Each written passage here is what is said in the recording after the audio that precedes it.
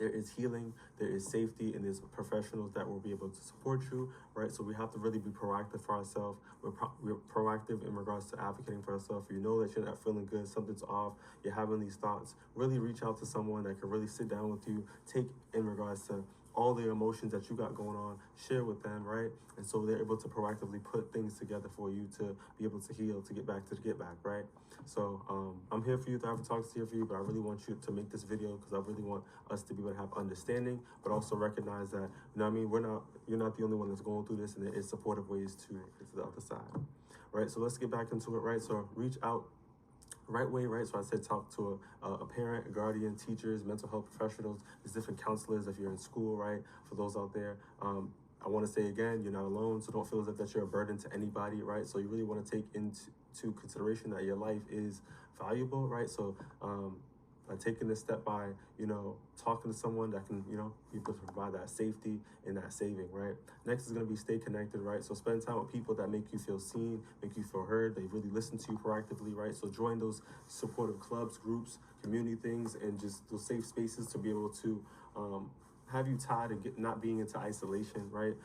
You also want to have grounding and coping. So take in consideration that you want to have like those breathing exercises, that meditation, right? Sensory grounded. So if you got to walk around, just like, you know, around the neighborhood, or go into nature, do certain things like that. You want to be able to have your ear pods on, or even a phone call while you're doing it. Do certain things like that, but also too, it's also good to have your solitude, right? Your alone time. But you know what I mean? There's support. There's always support. So different ways how to go about things. So engaging into activities, you know, like I said, music, art, you know what I mean, paint night, something like that, or even like, you know, walking in nature, or even journaling, getting those emotions out. These can be coping mechanisms and grounding techniques that can be beneficial for you to be able to navigate, you know, healing safely, right? I also want to take in consideration that you also want to create a personal safety plan, right? So someone that you can call off the rip, right? You also want to have things and triggers that you can identify. You write those down, right, with the journal, and also to your coping strategies, what works for you.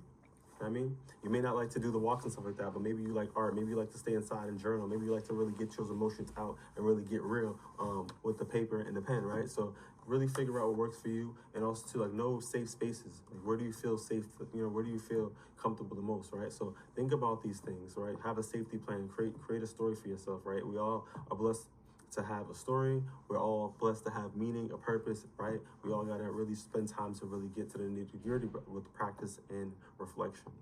Moving forward to our next segment, I really want to dive into is going to be that hope and strength. We've got to realize that we have the resilient story in all of us, right? Where healing is possible. We're able to navigate through with that positive